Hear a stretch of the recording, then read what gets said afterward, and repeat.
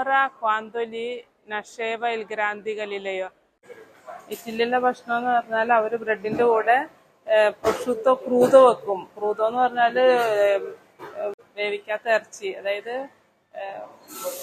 ആവിയിൽ വേവിക്കുന്ന ഇറച്ചിയാണ് ക്രൂദോ. ക്രൂദോ മറ്റത് കോത്തോ എന്ന് പറഞ്ഞാൽ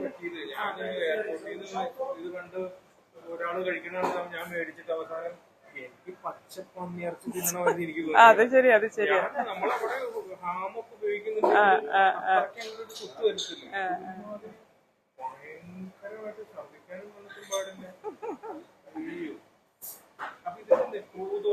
കോത്തോയോ, കോത്തോ എന്ന് പറഞ്ഞാല് വേവിച്ചത്. വേവിച്ചത്. പിന്നെ അതും പന്നിയുടെ പല ഭാഗത്തുള്ള പല രീതിയിലുള്ള ഇറച്ചികളാ. പന്നിയുടെ ഇത് ബ്രിയോഷ്. പിന്നെ നമ്മള് താങ്ക് യു. നീ ഇത് പിടിച്ചോ, എന്നിട്ട് നീ സിസ്റ്റേഴ്സിന് കൊടുത്തേരെ. എന്താ ഓക്കെ. പിന്നെ ഉണ്ടോ പോലീസുകാര് കൺട്രോൾ ചെയ്യാൻ വേണ്ടി കൺട്രോൾ ചെയ്യാൻ. കാരണം പുറത്തുനിന്ന് കുറെ ആഫ്രിക്കന്നും കുറെ ആൾക്കാരും കയറി വരുന്ന ഇമിഗ്രേഷൻ ആയിട്ട് വരുന്നുണ്ട്. അതായത് ഈ നമുക്ക് അതെ തന്നെ ലീഗലായിട്ട് കുടിയേറി വരുന്ന, അതായത് ബാർക്ക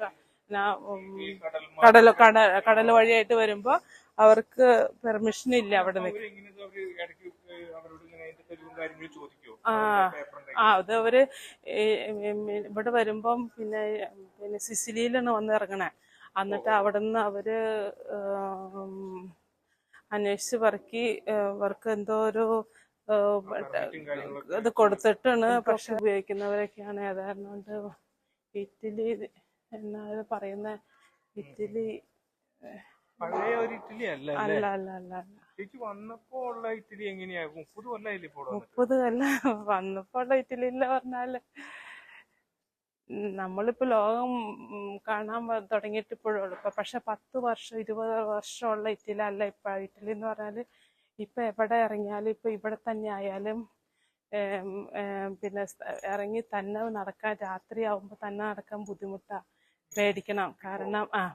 കാരണം ഡ്രഗൊക്കെ ഉപയോഗിച്ച് ഇവര് മറ്റുള്ളവരെ നശിപ്പിക്കുന്ന രീതിയിലുള്ള ഒരു ആൾക്കാരാണ് ഇപ്പൊ കാണുന്ന.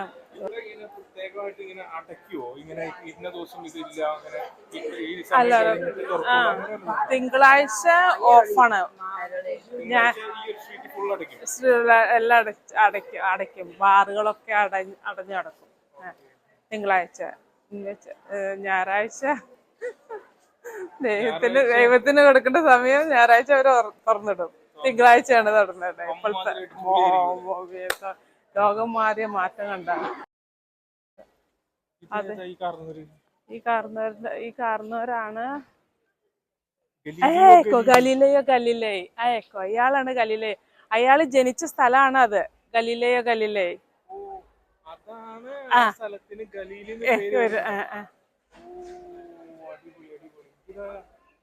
ഞാനത് വേറെ രീതിയിലാണ് വായിച്ചേ. ഗലീലയോ ഗലീലേ. നിൽക്കുന്നത് ഈ പുള്ളിയുടെ ജന്മസ്ഥലത്താണ്. അയാളുടെ വീടാണത്. അവിടെ എഴുതി വെച്ചിട്ടുണ്ട് വീടാ, ജനിച്ച വീട് അവിടെ എഴുതി വെച്ചിട്ടുണ്ട്. കാണിച്ചതാ.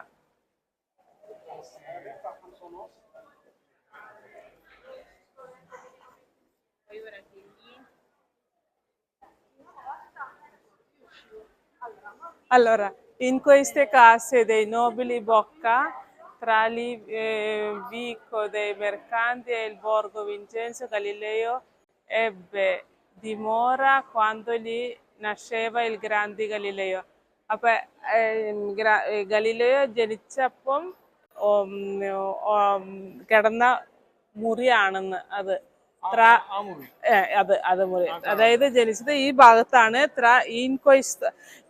ഈ വഴിയും ആ വഴിയും തമ്മിലുള്ള കോർണറിലാണ്, ആ മുറിയിലാണ് അന്ന് ജനിച്ചത്.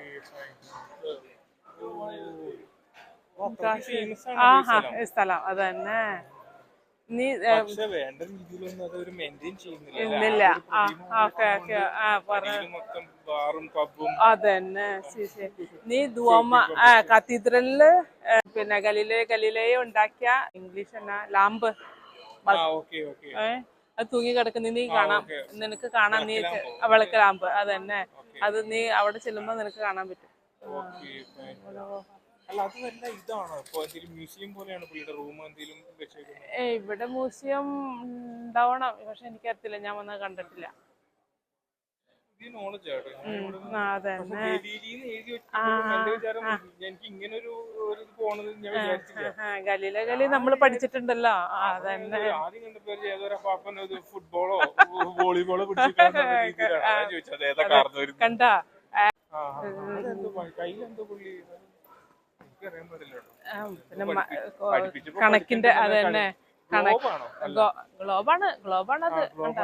ഗ്ലോബും മറ്റേ ഫോക്കസ് ചെയ്യുന്ന ഇവിടെ എഴുതി വെച്ചിട്ടുണ്ട്, നോക്കട്ടെ.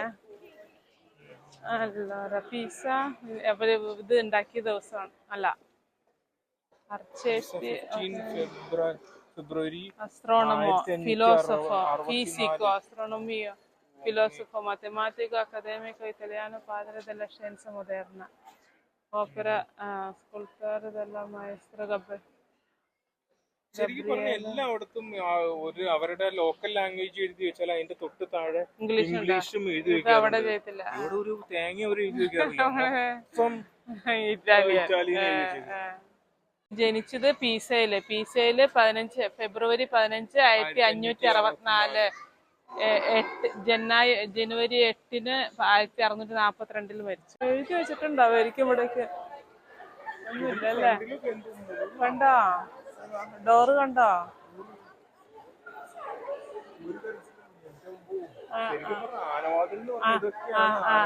ആനവാതില് അതന്നെ. ഇത് കുഞ്ഞു വാതില് തുറന്ന്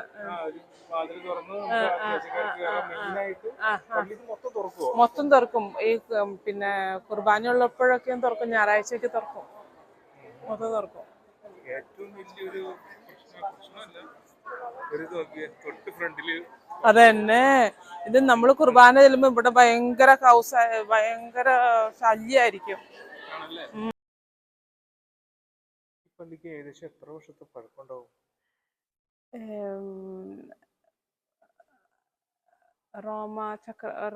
റോമാക്കാരുടെ കാലത്ത് പണിത പള്ളിയാണ്. കാരണം 1600 700. അത് saint Michael. Michael saint Michael. പിന്നെ പാദ്രപ്പിയോ.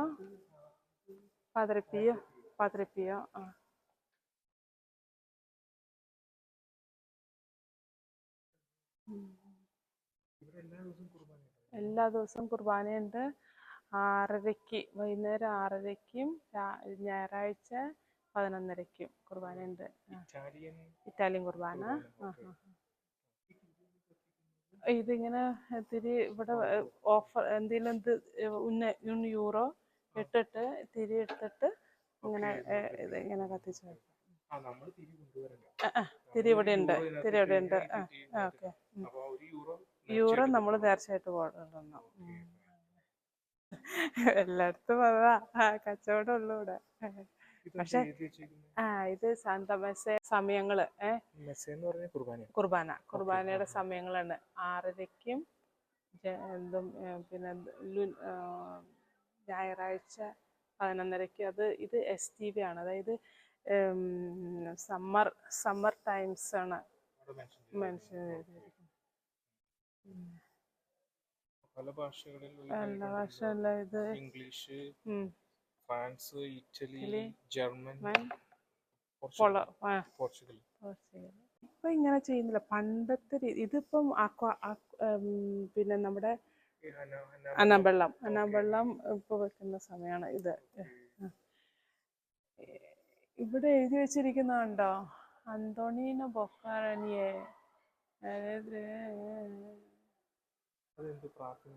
അല്ല, ഇത് ഇവിടെ എഴുതി വെച്ചിരിക്കുന്ന റനിയേരി, ഫാദർ റനിയേരി, സൺ റനിയേരി. ഇവിടെ സിംബിളാണ് റണിയേരി. അതെ, അത് തന്നെ. പീസയിലെ വിശുദ്ധ San Ranieri, sai dove deve al Duomo, കത്തീഡ്രലിൽ പോയാൽ സൺ റനിയേരി കത്തീഡ്രൽ അകത്ത് പീസയില് തൊട്ട് ഓപ്പോസിറ്റ് ഉള്ള അവിടെ പോയാൽ കാണാൻ പറ്റും സൺ റനിയേരി.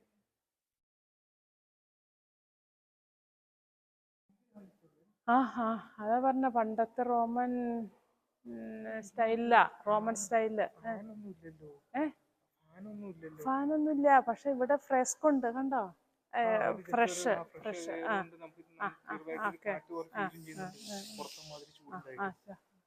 Air condition. അതാണ് കാരണം ഇത്രയും പൊക്കമുണ്ടായിട്ടാണ് ഈ ഫ്രഷ് തോന്നുന്നത്.